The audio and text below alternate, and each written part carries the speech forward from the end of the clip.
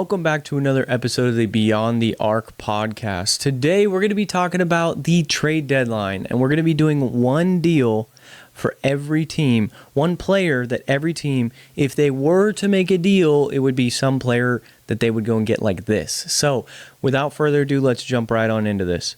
So, how this is going to work is it's not necessarily like the Heat are trading to the Wizards, A for B, whatever it is. This is kind of an ideal player that the team should be looking to go and get, right? I wanted to mix things up and not just give deals and be like, oh, this person's a winner, this person's a loser, but instead say, hey, I don't know if teams are looking at these guys in particular, but they probably should. And some of these are obvious, right? Some of these are very obvious. And they make a lot of sense in that whole 9 yards. You'll predict that. But others, I wanted to throw some curveballs in there of just teams that aren't really being spoken about a lot, or players that could fit in an organization that isn't really being talked about. Maybe those can catch some traction. So let me know what you guys think in the comments down below, and make sure to like and sub for future content. So without further ado, first team up, the Minnesota Timberwolves. Timberwolves, their biggest issue on their roster is the need of a point guard. But the issue is you have to give assets up in order to obtain that. Now, how can you get a point guard without giving up too much? That's where I've come up with this idea of the Timberwolves receiving Dennis Schroeder. Schroeder, I think, would be a great fit alongside Anthony Edwards, being that Schroeder is this defensive caliber player that runs the offense. He proved as a Detroit Piston that he can perform and do what you need him to do, and doesn't necessarily need the ball in his hands, but can guide traffic. Seems like a decent locker room guy, a guy that genuinely would be a perfect point guard fit, a Mike Conley-esque, if you say, which it's clear as day Anthony Edwards wants to play alongside a guy like that. Not a score-first guy, but a guy who just makes the right plays, and Dennis Schroeder does that. For the Kings, I don't think it would it would take a lot to get that deal done. I think a lot of fans want Schroeder out of there just because, of course, he is making $45 million, right?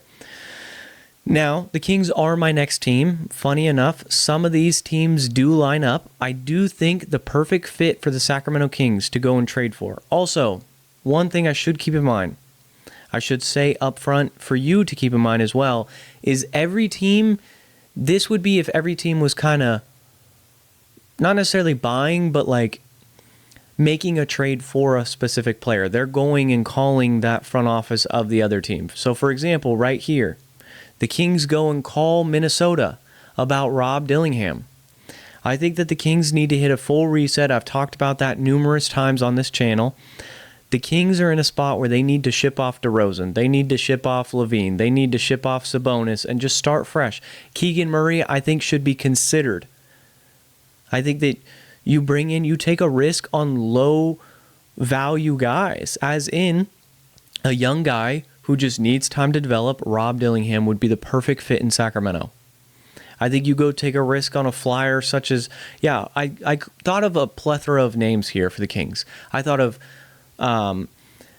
the exciting names like the Ja Morant, the LaMelo Ball, etc. But I'm genuinely, for them and for their rebuild's sake, I think you go young flyers. You go and take a risk on guys that haven't necessarily panned out, and you can buy them on the low, but they had max potential before, right? So you go get Rob Dillingham, who once was a top 10 pick in the NBA draft. You go get a guy maybe like Scoot Henderson, once was a top 3 pick in the NBA draft. And just see what they're all about, because you can buy them low. That's all I was saying on that. But Rob Dillingham, I think, would be a great fit in Sacramento. Young, exciting, a lesser version of Allen Iverson, where he's quick with the ball. He's clearly a scorer. A guy that would just be great. I think that the Kings have a lineup that you can trade half this roster. If you can, I would if I was Sacramento. Like I said, DeRozan, LaVine, Sabonis, Malik Monk even, Dennis Schroeder, Russell Westbrook if you can get something for him. Like anything that can get you value, you go and you get. Like just trade them. Next team on this list, it is the Celtics. Of course, I'm a Celtics fan. I hope I didn't put too much bias on this, but this player, the Celtics need a center. It's clear as day. So I was a toss-up between a handful of them, and I'll get into those guys, but Nicholas Claxton, I think, would be the ideal center for the Celtics. Sets screens, rebounds the ball, blocks shots. Yes, we would love somebody that stretches the floor, such as like an Al Horford did for the Celtics at once upon a time. But I think that realistically, with the centers on the market, we're looking at Vucevic, Claxton, maybe Jared Allen, Yusuf Nurkic, Ivi Missy. Like, there's a handful, but I think that Nicholas Claxton is the best of the bunch. He also fits the age timeline more than like a Yusuf Nurkic or a Nikola Vucevic would. Right. Nikola Vucevic is 35 years old. Yes, he stretches the floor, but I want more than that. We've got guys that stretch the floor. We have the Sam Hausers, the Jason Tatums, the Jaylen Browns. I'm worried that Tatum's coming back too early, but that's a whole nother video. But the Celtics, yes, Nicholas Claxton, I think, would be a great fit in Boston. Moving on to the Brooklyn Nets. This isn't a Boston to Brooklyn deal. This is a different deal. I think Benedict Mathurin would be a great fit in Brooklyn, with them kind of hitting the reset button. If they go ahead and trade Nicholas Claxton, they go trade Michael Porter Jr. and flip assets, and you just go him to a lesser degree than like a Rob Dillingham or like a Scoot Henderson, because he's actually played decently well for the Pacers, but you go take a flyer on a young guy. Jonathan Kuminga could have been added to this list as well if they were looking into the Michael Porter Jr. for Kuminga swap. But I think Benedict Mathurin would just make a lot more sense money-wise. Also, the Pacers on the back end have a want for Nicholas Claxton. They need a center.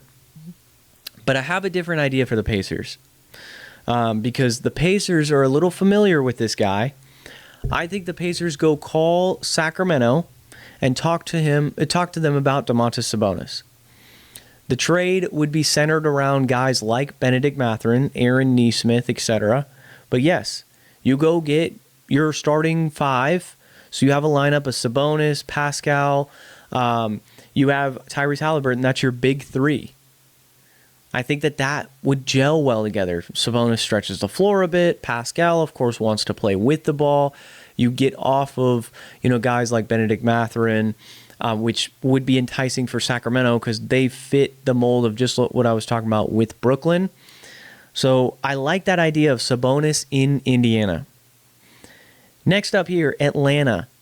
Atlanta's in this interesting spot where of course, they just traded their big star. And no, I don't think they go and get Anthony Davis. I think they go and get younger.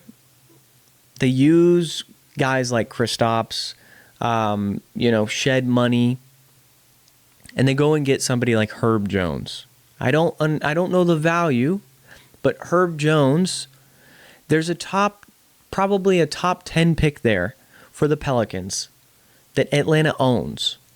Now, if they believe that this draft has some good guys, but they don't necessarily jump up there and get a guy, well then, if you don't think that the Pelicans are going to, like, let's say this draft, there's not a guy that screams at you if you're Atlanta. And you're like, look, we want competent NBA players. We have Jalen Johnson. We've got, of course, CJ's expiring money. We have Kristaps' contract here. We can try and go get something like a Herb Jones, give the pick back. This could also be like Herb Jones or Trey Murphy. One of the two I thought here. But Atlanta, they have the Pelicans picked, so to get that pick back to them. Now, the thing is why would Atlanta give up that top pick, right? Let's say it's a top 5 pick because they could potentially fall out. But I think that if you have to be certain you don't believe in Peterson, Debonsa, or the Boozer Boy, or they don't fit what you're looking for, because there's a possibility that Atlanta just doesn't like one of those guys. There's a potential, too, where they don't give up that pick in order to get Herb Jones. With like Ricochet, I just think that the Pelicans would be calling Atlanta about getting their own pick back. So what can you do to get that pick back? Give up one of your wings. Either Trey Murphy or Herb Jones. They can pretty much take their pick. I'm sure Atlanta will be happy with either one of them. Next up here, after Atlanta, I have the Hornets. Hornets were a tough team to think about because they're kind of in this spot where they've kind of been for the last few years, where it's like, do you buy in or do you get an expiring, hopefully a pick, and then another young guy comes in? Well, I kind of did something where it's an expiring deal. He's going to need to be paid in this offseason, but you have half a season to kind of test that out on whether or not you want to pay it. And it's Quentin Grimes. I think Quentin Grimes is a guy to take a risk on. He's cheap enough now. You can kind of clean your hands with it. I don't think he's going to cost too much to go get. The Knicks are kind of looking to shed off Q Grime because they're going to have to pay him in the offseason if not. So, and they at least get something out of him. So, like, you can't tell me that he's not going to be worth a first. He's probably going to be worth a handful of seconds, maybe. But I think it's a risk the Hornets could take. And the Hornets are just kind of need to find an identity. You got Brandon Miller. You got Con Knipple. You got LaMelo Ball. Right? There's something cooking there. Now it's just about testing the market on your other guys. The Colin Sexton and what he can get you. Right? The Plumlees of the world. Whatever he can get you. Something like that. Like, there are contracts here that the Hornets need to be looking at moving. But who are you, Charlotte? Like, are you ready to win now? Are you ready to take a big swing? Maybe you get in the Anthony Davis market. I don't want to see that. I'm just saying, maybe you get in the Zion market. Because I was so close to putting Zion here, where LaMelo and Zion would be on the same team. They played against each other in high school. Now, what if they were teammates? With LaMelo Ball's passing ability and Zion's athleticism, I don't necessarily love it, but it's just a theory, right? These are just guys that throwing something at the wall and hoping it sticks because something hasn't stuck for the last 5 years. Next up here, after the Hornets, I got the Bulls. The Bulls' ideal candidate is Jonathan Kuminga. Jonathan Kuminga or Benedict Mathurin, one of those younger pieces that are kind of exciting. I think Jonathan Kuminga, though, has higher potential because of the flashes we've seen. Now, we've seen a lot of flashes from Benedict Mathurin. I just think that Jonathan Kuminga has more potential to be a 1 or like a 1 or 2 star on a team, than Benedict Mathurin would. I think Benedict Mathurin kind of fits that like 6th man of the year role or a starting wing-esque role. And when you're the Bulls, you kind of need to throw something on the wall and let it stick, hopefully. You got Montes Buzelis right there. You're going to trade a lot of your expiring, the Kevin Huerters, the Kobe Whites, the Ayo DeSumos, et cetera, et cetera, et cetera. The Vucevic, hopefully. So what can you get back in return? The Warriors need a center. Vucevic is right there. Right? It kind of makes sense. Now, the Warriors probably want more, but at the end of the day, deadline is minutes away. Are they really going to turn down a fit of what they need? I don't know. Maybe the Warriors can get both Vooch and like an Ayo just to help them out a little bit. Now, there's definitely potential for me to have missed players here because even me talking it out more, the Warriors, there's a handful of candidates there.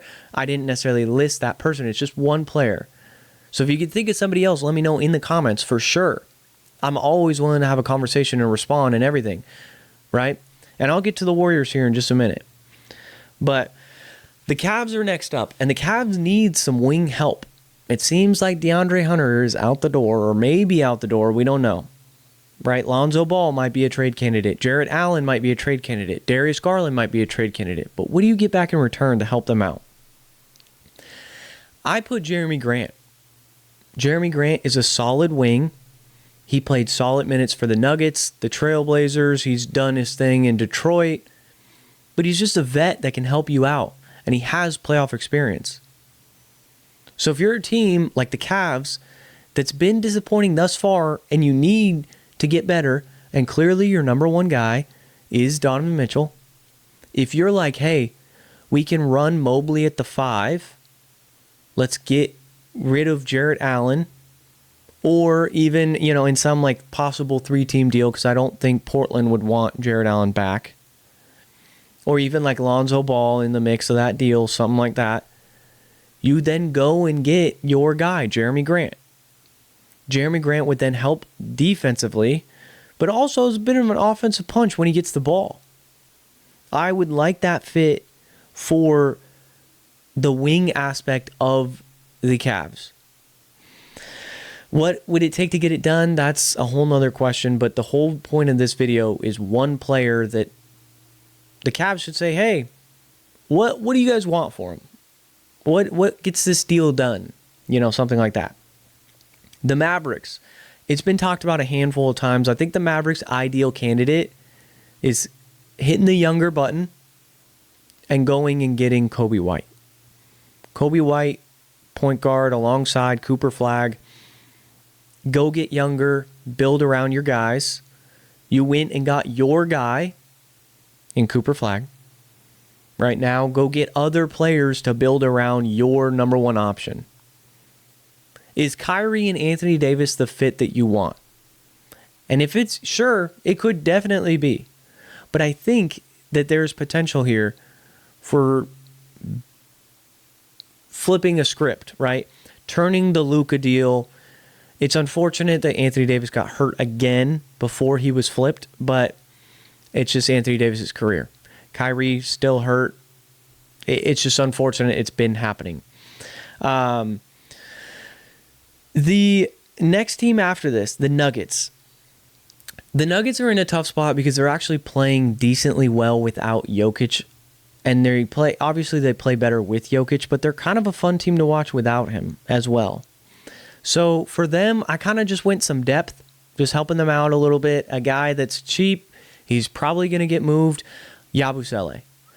Just gives them some depth there, helps them out in that front court, just so that they can, if Jokic needs to rest a little bit more, they can ease him back in the lineup, get him ready for the playoffs. Yabusele did show flashes.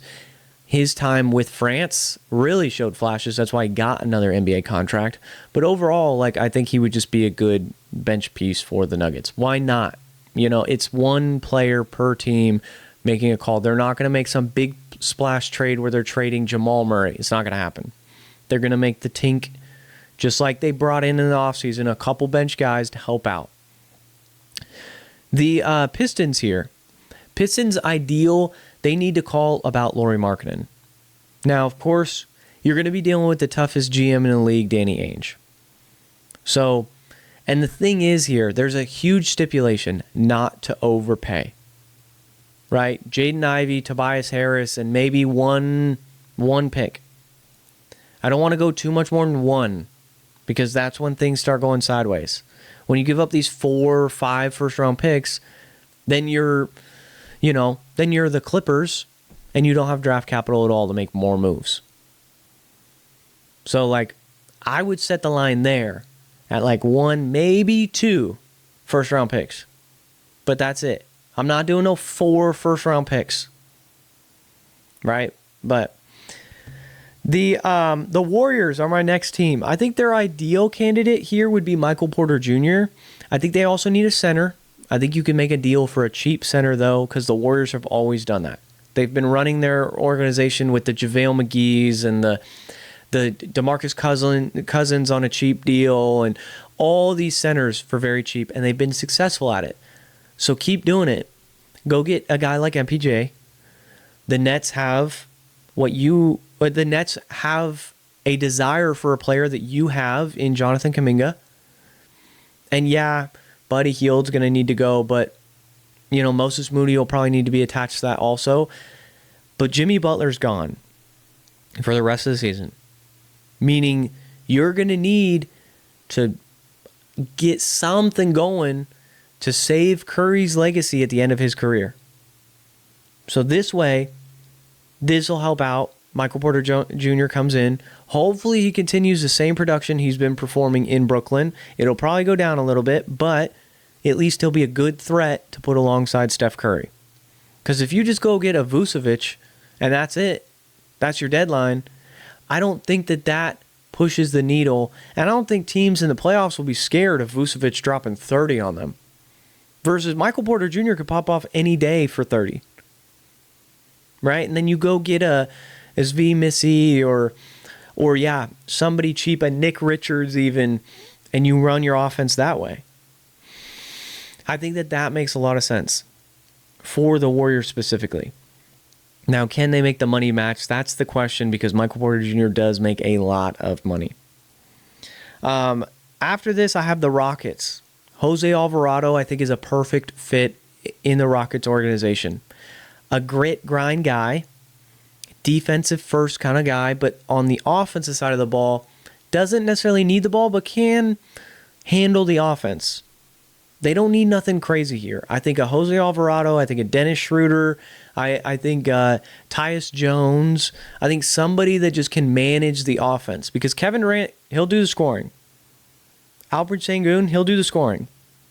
You just need somebody to occasionally push guys around and get them to the spots they need to go to in order to free up the court for Kevin Durant to cook. Right? This is a small window. KD's 37. You don't have a lot of time. So make the move now. Even Mike Conley would be an interesting move. Next up here, I have the Clippers. The Clippers are just kind of an interesting team, I guess. Like Keon Ellis, Malik Monk is probably the player here. There was the one team I missed was the Clippers. Malik Monk would be a player here that I would like to see with the Clippers, as they don't necessarily have too much to give up, but at the same time, Malik Monk's value isn't necessarily going to obtain a first-round pick or so. So maybe you can convince them of one of those younger pieces, the Kobe Brown of the world, and that will get the deal done, right? Because the Kings need to be on a fire sale, and the Clippers can use that to their potential. So, and the Clippers also, you kind of got to ride the wave with what's going on right now. They're winning games. So don't push the needle too much and think you need to make some drastic move. Hopefully, Kawhi stays healthy. That's the most important part of here. The rest of the season rides on that. The Lakers. Funny enough, former Laker, this guy, Dorian Finney-Smith. The Lakers need help defensively, and they need help with three-point shooting. Dorian Finney-Smith is your guy. I don't think they can't make too many big moves, right? Because they have huge contracts there in LeBron, in Luka. They're going to have to pay Austin Reeves this offseason, stuff like that.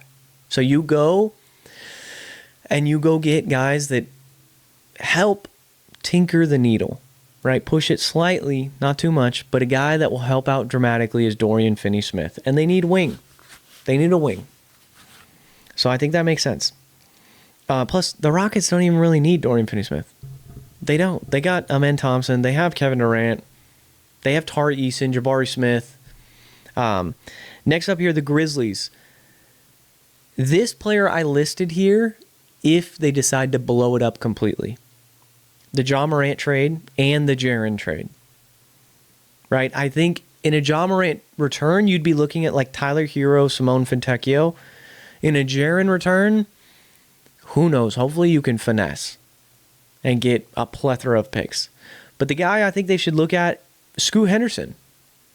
Scoot Henderson is a player that I think a lot of teams, you could call the Trailblazers, buy low, and then sell him high. The Grizzlies being one of them. Let him just go rock out for the rest of the season. And then if you need to, trade him in the offseason. Right? Do what the Nets just did. They got Michael Porter Jr. and a first-round pick because they bought MPJ low and they gave up Cam Johnson. And then now look at MPJ playing at an all-time high, and he's probably going to get them a first-round pick at least. If not, a first-round pick and a young player. So the Grizzlies, if they hit this reset where they trade Ja and they trade Jaren, why not go make a move like that? You have a plethora of picks from the Magic because you got them from the Desmond Bane deal. So that you have those. You then get whatever you get back from Ja, which isn't going to be a lot because of everything going on. You then capitalize on Jaren and get what you can get for him, and you go completely young. Now, Jaren is not super old either. I would consider the idea of just keeping Jaren as well and still making a move like this, going and getting a guy like Scoot. But you have Zach Edey here, Jaren Jackson, and whatever else you get from Ja Morant, etc. But right now, your starting point guard is Cam Spencer. And no disrespect to the guy, but he's not Ja. Or he's not, Curry. Or he's not Trae Young. Or he's not James Harden. Or he's not Devin Booker, etc. So why not take a risk on a Scoot Henderson? What's the worst that can happen? Then you just go back to Cam Spencer if it doesn't work out.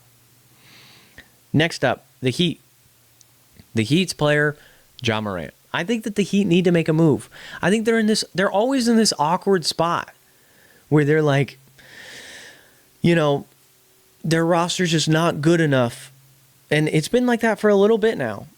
Since the Jimmy Butler days, they've just been in this awkward area where they've got these players, Tyler Hero, Andrew Wiggins, Bam Adebayo, but they're lacking the star. They're lacking Jimmy Butler. They're lacking a superstar to help take them over the hump. They've got the role players or the core. They just need the star to go along with it. Giannis would be a great one to put here. I don't know if they've got what it takes to go get Giannis. I don't think they have the assets.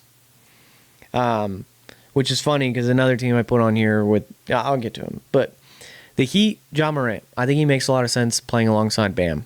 Screen and rollers, Kel'el Ware's there, chilling. The Bucks. The Bucks' ideal candidate. This is if they keep Giannis. If Giannis stays, you of course have to go get him something to work with. He needs another bucket. Zach LaVine takes a lot of pressure off Giannis if he's over in Milwaukee. He makes a lot of money, but it's a move that you can make. Kyle Kuzma and such. Bobby Portis, Kyle Kuzma, Bobby Portis, and you probably won't have to give up a pick at all. It'll probably be that. I mean, maybe another player or two just to make the money match, but overall, maybe you get a third team involved just to absorb help out with that money moving around. But yeah, the Bucks are a team that need to make a win now move. And I think Zach LaVine on a championship contention team, which if Giannis is healthy, him himself is a championship contention team. The roster right now is not. But with Zach LaVine, it elevates you a little bit. And Giannis is the type of player that can carry you to the finals. They also could be active in the buyout market. Players like, I'm going to say it, but like Chris Middleton, former Buck, probably not going to want to go there, but it's a possibility. CJ McCollum, possible buyout candidate. Vucevic, possible buyout candidate, someone like that. You go and get just competent, star-esque. Zach LaVine at one point in time, he could shoot the three ball really well. Be a very nice complementary piece next to Giannis. All right. The Pelicans. The Pelicans is tough. I did bring up the whole Atlanta theory about them going and getting a guy like a Kristaps or something like that, and hopefully you can go get your pick back because you kind of need it, right? I think they should be on a fire sale. I think they should be going and getting dead money. And Kyle Kuzma is dead money. So I put Kyle Kuzma here. It's basically just like, hey, Zion goes, Herb Jones goes, Trey Murphy goes, you trade Aviz Missy, Jordan Hawkins, and you just obtain a ton of assets. Hopefully you get your own pick back from Atlanta. And then, you just obtain a crap ton of assets in whatever you can get for those guys. And then, you get dead money and hopefully things attached to that. Kyle Kuzma, he's just one of those guys that's just probably going to be on the market here. Maybe there's a player or two that the Bucks would want to help them out as well. And maybe, that was the big thing I was thinking of, was the Pelicans. right? The Nets kind of screwed themselves back when they made that big deal for Kevin Garnett and all that. But looking at them now, they've learned to flip their assets, right? The Pelicans, yes, they screwed themselves so far with that deal with the Hawks.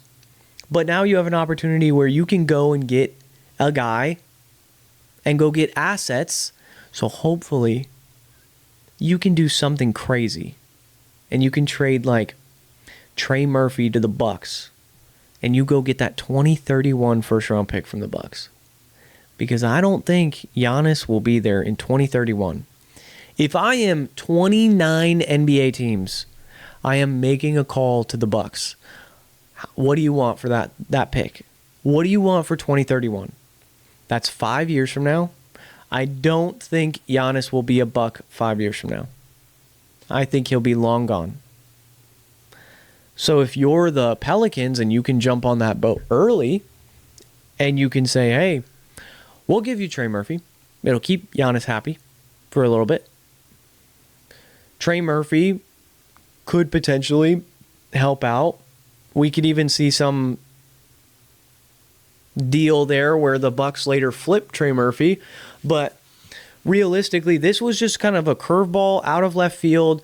There's always some surprise trades that happen right around the deadline. Things that we weren't expecting to happen, happening, right? What if this is that? What if this is the Pelicans' opportunity to flip the script and say, hey, give us some dead money, Bobby Portis, Kyle Kuzma, whatever. Give us that 2031 first round pick. Oh, you want Trey Murphy? Or you want Herb Jones, we'll say? Okay, Herb Jones. Oh, Atlanta, you want Trey Murphy? Give us our pick back, right? Wipe your hands of that bad deal you just made. And then you have Derek Queen.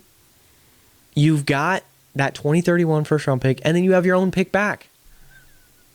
That's what I would be doing if I was the Pelicans. I would be looking at, hey, Atlanta, what do you want for your pick? And then, hey, Milwaukee, what do you want for your pick? The Knicks, it's Giannis. I mean, I guess like the issue with trading for Giannis would be you'd have to give up Cat, and would the Bucks want Cat in return for Giannis? I know that the Knicks would do it in a heartbeat. But like, would the Bucks have enough in return for them to be like, yeah, fine, we'll give up Giannis? Versus when they can go to, a Pelicans, or they can go to Atlanta, who's got a plethora, who has the Pelicans pick. Or they can go to, I don't know, Dallas. They can go anywhere and give probably a better offer than what the Knicks can give.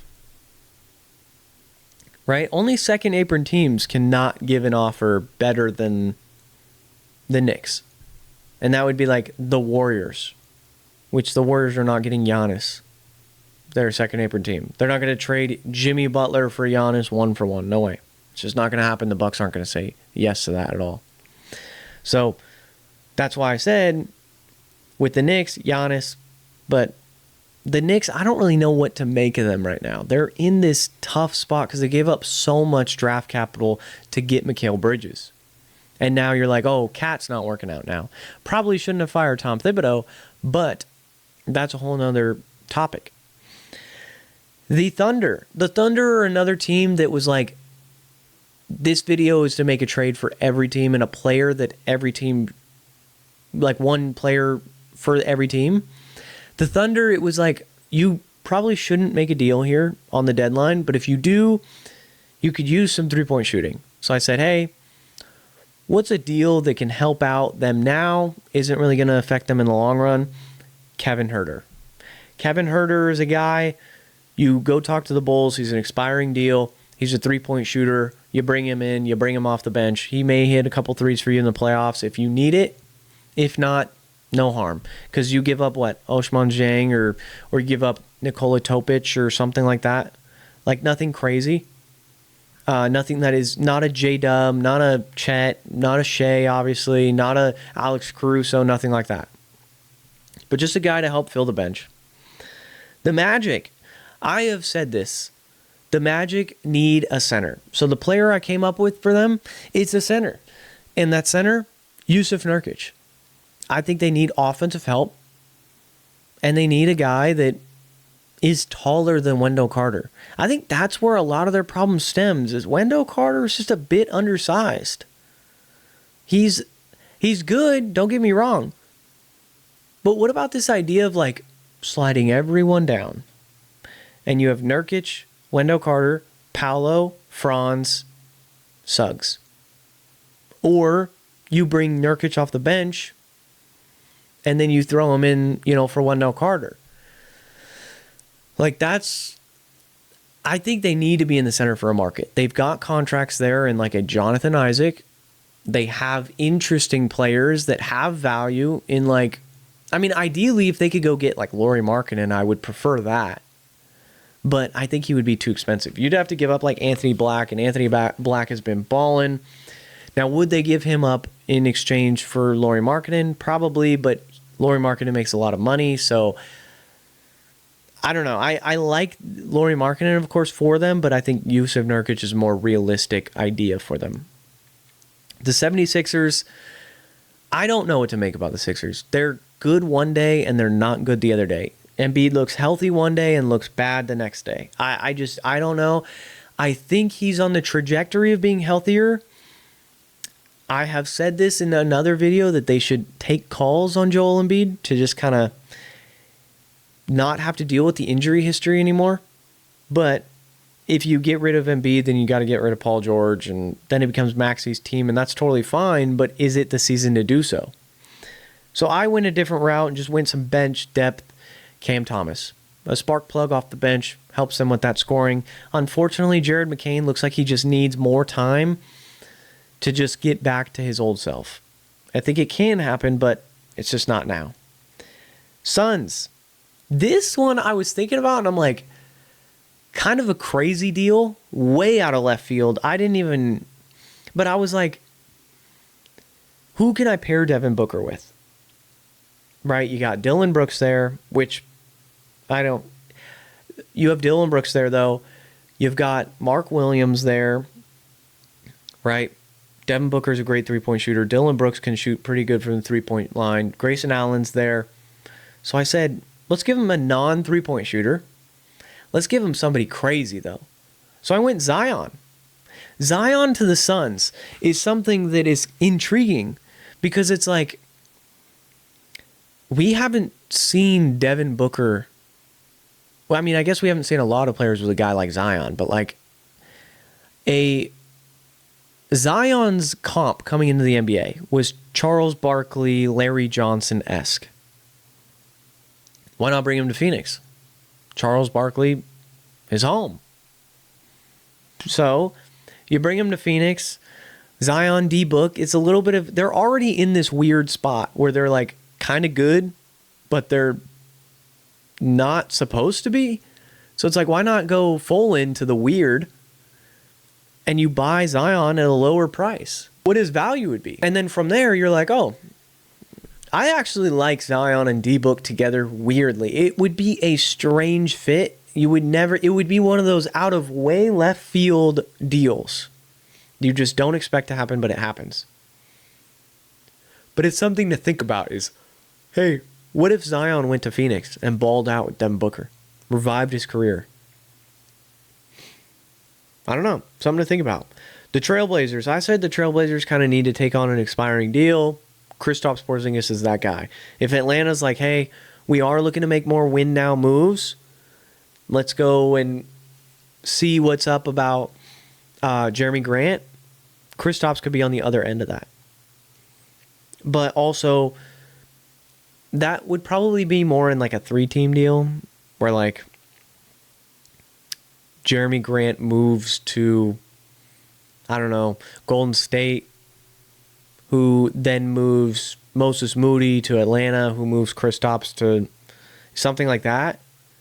Like I don't know how that all makes financial sense, but I'm saying like that would be probably how Kristaps would land in Portland. But yeah, just looking for an expiring deal. They are in this rebuild and needing that star player to come back, right? They're waiting on Dame. They're just evaluating talent right now, seeing what they really got, right? Seeing what is the full potential of Caleb Love. and just kind of going from there. The Spurs should be calling the Pelicans about Trey Murphy. I think this year is the year you go all in. I think you say, hey, look, we've got young talent, Trey Murphy, Victor Wembanyama, De'Aaron Fox, Stephon Castle, Dylan Harper. So you say, Pelicans, we'll give you a couple picks. We'll give you Jeremy Sohan. We want Trey Murphy. Right? I mean, Pelicans need draft capital. It is clear as day the Pelicans have no bright future spot right now. There is no super exciting part to the Pelicans. I mean, outside of Derek Queen, but he's not going to win you enough games to get out of being at the bottom. He needs help, of course. So you go get him draft capital, and then you build with Derek Queen. You just have a few bad seasons. It's going to happen. I also think they're a potential team to relocate, but we'll talk about that on another video as well. The Raptors. The Raptors are going to be looking to ship RJ Barrett potentially. I think Colin Sexton could be a good fit in Toronto. Look to me like they need some point guard play. I know they've been tied into the Ja Morant thing possibly, but this would be a cheaper option for them, as they are, if they don't want to do the Ja Morant sweepstakes. Colin Sexton, I think a second-round pick gets the deal done. So it's just something that was just there. The Raptors, if they don't get in the big boy ballpark of the Cat, of the Ja, of Giannis, etc., I think they go more in the direction of a smaller point guard that doesn't make a lot of money. But also, sneaky team for a Darius Garland. I would like to see Darius Garland with this squad. Utah, their player they should be calling, they should call Detroit and try and their damnedest to finesse Detroit. And you do the Mikal Bridges thing where you try and get as much out of Mikal Bridges the Nets did as you can. So then you say, hey, we'll give you Lauri Markkanen. We want Ivy, and Jaden Ivey's the guy I got listed. We want Ivy, but we want Ivy plus a pick or two. Tobias Harris to fill the money. Same way goes both ways. I think they're a match made in heaven. They both have what each other wants. Now it's just a matter about, hey, can you give it to, can we make this happen? Can we agree on terms? Last but not least, the Wizards. Wizards are in a ballpark where they kind of need expiring deals. So I said Luke Kennard, expiring deal, let him walk in the offseason. They could buy, and I was looking at a way to make them buy because they do have some young talent there, and maybe you go and call the Pelicans about Trey Murphy or Herb Jones. Maybe you go and call, you go and call a disgruntled star like a Giannis and the Bucks, and you say, hey, what gets this deal done? You go and talk to the Knicks about Karl Anthony Towns. How can you get involved in that? Because maybe you're the third team involved in the Bucks and Wizards and Knicks deal, and Cat comes to you and you just give a little bit of assets away to the Bucks. I don't know. That's just something interesting to think about.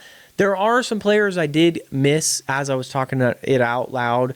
I did just have one player listed per teams. Honorable mentions, of course, Anthony Davis. I just don't think he's going to get traded. That's why I didn't list him. Keon Ellis was another player I thought about. Malik Monk, I talked that one out, but I genuinely think that there are some teams that just need to go full fire sale. Pelicans, Kings, Grizzlies, just full fire sale, recoup assets. You've got valuable players. Take advantage of the market right now and go have one of these teams overpay, especially if you're the Kings or if you're the Grizzlies, where you have Sabonis, you have Jaren Jackson Jr. Those guys are going to get you assets. So this has been another Beyond the Arc episode. I apologize for the late post and everything like that. That was my bad. Had a busy weekend, that whole 9 yards, but we're back to the grind. So been another Beyond the Arc episode. Let me know what you guys think about this in the comments down below. Without further ado, I'll catch you guys in the next one. Peace.